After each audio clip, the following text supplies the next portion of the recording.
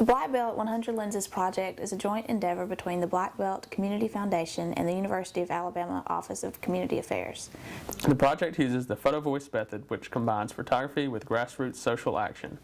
Photo Voice will allow the participants to use photography, film interviews, and oral narratives to depict the daily experience of life in the Alabama Black Belt. Selected high school students throughout the Black Belt will document their life and define what their culture means to them. Given a camera and film, each of the participants will set out to capture the images in their life that they see as significant in both positive and negative ways. The mission of the Black Belt 100 Lenses Project is to enable students to explore and document the culture of their region through photography while creating dialogue both internally and externally, and to conduct the program in each of the 12 counties of the Black Belt Community Foundation's service area. The goals and objectives of the Black Belt 100 Lenses Project are to depict the culture of Alabama's Black Belt region through the eyes of its youth, giving them a voice to raise the issues that affect them and their community, to generate discussion about the Black Belt region through photography, exhibitions, documentary films, and an interactive website, and to provide youth with an opportunity to develop their personal and social identities, enabling them to become positive agents within their communities. This is my grandmother's house. I took that picture because I learned how to, walk, cook, plant flowers, and just about everything there. The Black Belt, above all else, is about heritage. Though it may be one of the poorest regions in Alabama, it's one of the richest in history, culture, and tradition. That's St. Matthew AME Church. Dr. Martin Luther King Jr. spoke there way back in the day. Those are the bricks on the school. They were used in the old Southern University College, and I thought it was a positive because they reused them to build the school that we have now.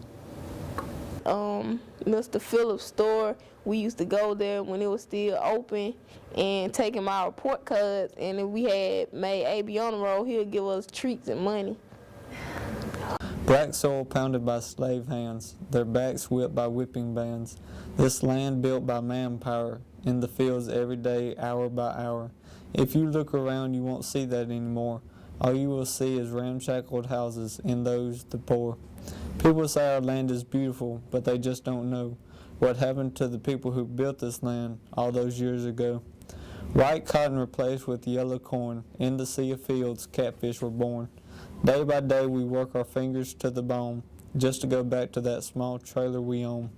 Hundreds from the Black Belt working for the automakers, while knocking at our door are the tax takers.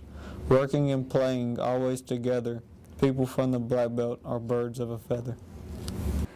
That's just a picture of the catfish plant sign because Greensboro is known for catfish, and that's like one of the places that offers jobs to people here.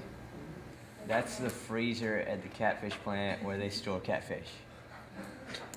And that's our feed barn, or it's actually storage. But my dad is a supplier of like feed and chemicals and minerals for catfish and cows. And I thought that was important because Greensboro is the catfish capital of Alabama. It's hard to go a mile in any direction in the Black Belt without seeing a church. For this reason, it's sometimes also called the Bible Belt. I myself am a member of one of these small Bible Belt churches. Our attendance is around 18 on a good day, but it's filled with more faith, hope, and love than a great cathedral could hold. That's a picture of a mountain on our church wall. It shows my great-great-grandfather. He was the owner, he was the pastor at the church a long time ago. They're the Auburn students.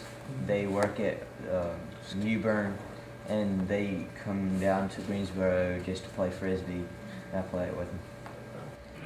And then that's the Lions part where I thought it was a positive that the Auburn students were coming in and taking Greensboro and doing some neat things with it because we needed help with that park.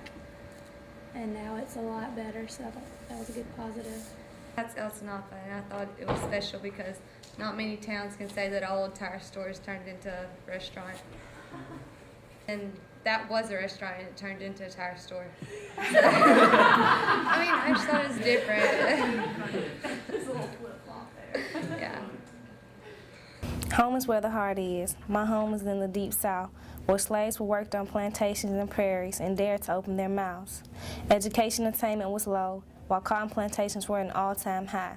High-level crimes were being committed even at a rooster's crow. Slave plantations were replaced with sharecropping as time passed by. You may be asking me, where is my home? Well, let me tell you, my home is where I will never be alone, and that's something no one can argue and always stay true. Home is where my heart is, and the Black Belt is where I want to blow my last kiss. This region is a symbol of what is still so great about our country, but it is not perfect.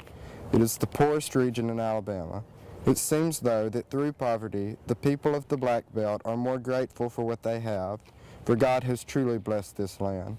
This is where I was born, where I was raised, and it will be where I will die. I am proud to call the Black Belt my home.